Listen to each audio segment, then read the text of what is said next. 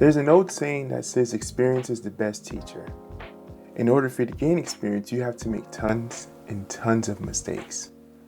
Hi, my name is Robert and welcome back to my channel. In this video, I want you to learn from the mistakes that I've made on the recent gig that I had so that you can go to your next gig with confidence and the knowledge. First, let me give you some context. I was hired as a photographer that day to photograph a baby shower that was happening. After that was done, I reached out to the property owner to ask if I can put a video together so that they can use for social media. Thank God that this was not a paid gig, and you'll soon find out. So I'm gonna let the first minute of this video play out, and I want you to play along. Try to see what I did wrong, if any, and write it down. And at the end of the minute, we're gonna go back and compare to see if you can spot the differences of what I did wrong. All right?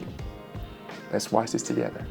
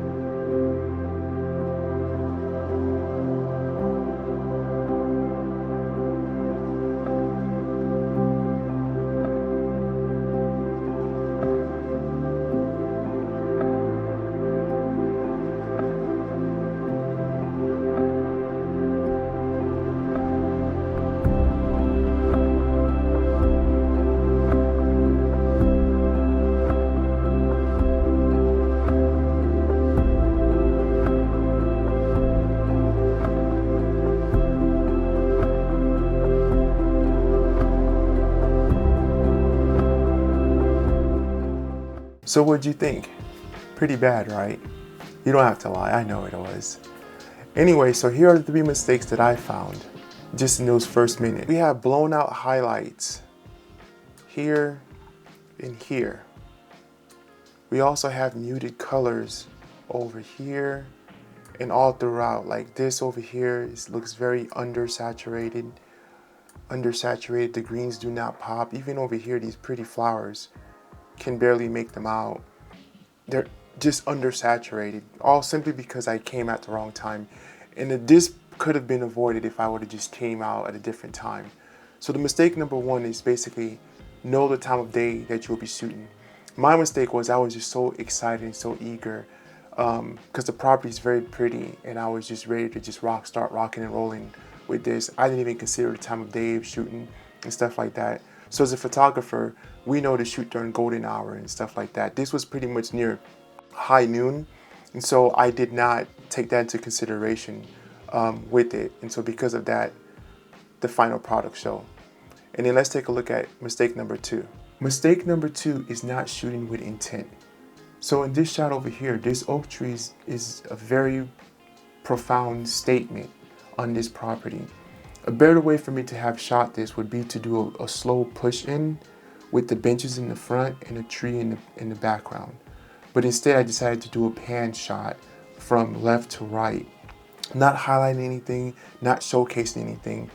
And while we're on the subject of panning left to right, this shot over here goes way too long.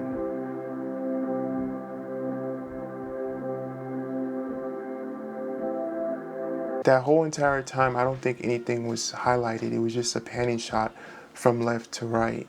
And I think it could have been better highlighted if I would have just done a push in to showcase this. And finally, mistake number 3, not understanding camera movements and when to use them. So in this example over here, the camera starts in with coming in like a push in. Then for whatever reason, I pan left, then pan right, then I do a semi-orbital move. I wish I had a reason as to why I did all of this, to tell you it was for cinematic reasoning, but unfortunately, I was just in all of the place and just wanted to showcase everything. There was no rhyme or reason for me doing this. I could have handled this a whole lot better than what I've done. And so you have to understand your camera movements, when to use them and how to use them.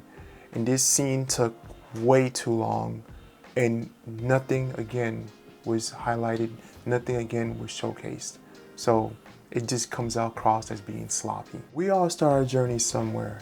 You may have already mastered all of these skills, and others are just like me looking back at their work and wondering, what was I thinking? My point in sharing this with you isn't to say that I'm the best or that I've mastered all of these skills, but instead to give you that encouragement that you may need to let you know that it's okay to mess up, but as long as you get up and you learn from it.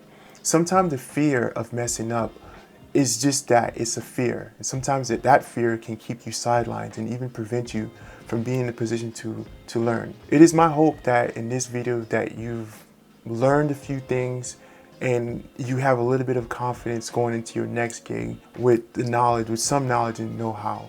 You can have all the best equipment, best gear, and still produce crappy work.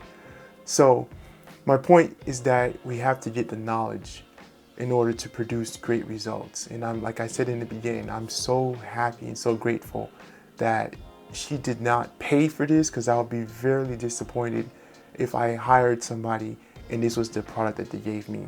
But who knows, maybe she would have liked it if she didn't look at it the way that we as photographers, videographers would look at it. If you got anything from this video, please consider liking and sharing this video with somebody that may need that encouragement.